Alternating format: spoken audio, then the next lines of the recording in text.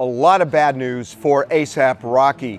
The guy he allegedly assaulted has now been cleared of any assault himself. You'll recall that guy is the first guy who started harassing A$AP Rocky and his crew and even attacked his bodyguard. Now, the Swedish prosecutors are saying that when the guy attacked the bodyguard, he did it in self-defense because the bodyguard picked him up by the throat off the ground. Said that was self-defense and that gave him a right to throw his headset at the bodyguard, cutting his head.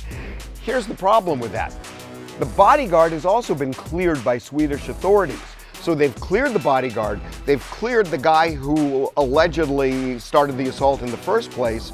So how do they clear both of them if one is at fault? It makes no sense. So President Trump and the State Department have tried to get involved in the case, but the Swedish Prime Minister has essentially told them to butt out, letting them know that the justice system will move at its own pace.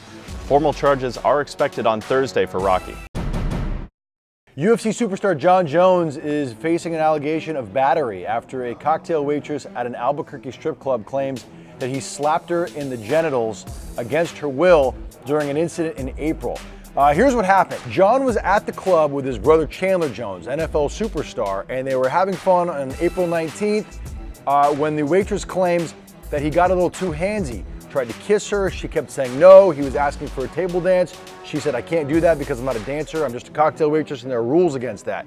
She claims that he then began to touch her in a way that she didn't approve of. She claims that he actually put her in a rear naked chokehold, got her from behind and choked her out, and they were horsing around. She told her to stop. She claims she got out of the chokehold, but claims that it was like a wrestling match and not like a sexual joking way. She later claims that he slapped her in a word that I'm not allowed to say out loud, and that she told him that if he wanted to hit her in that place, that he needed to pay her $100. Later she went home, called police, and claimed that he had battered her and gave a whole statement to police. Now, Jon, for his part, is adamantly denying the allegations, claiming it didn't happen. A rep for Jon called the whole thing a malicious lie. And now it seems that Chandler Jones, the NFL superstar, could be a key witness in this whole thing because he was there, and I'm being told from sources connected to him that he doesn't drink, so he was sober the whole night. So his recount of what happened that night could be a key factor in whether or not Jon gets convicted in this whole thing. Now, Jon is also denying the allegations. We'll see what happens. Young Dro was arrested in Atlanta earlier this month, and it's all because of a food fight. So we're told that earlier this month, Young Dro and his girlfriend were arguing at their Atlanta area home when Young Dro picked up a thing of banana pudding and threw it at his girlfriend.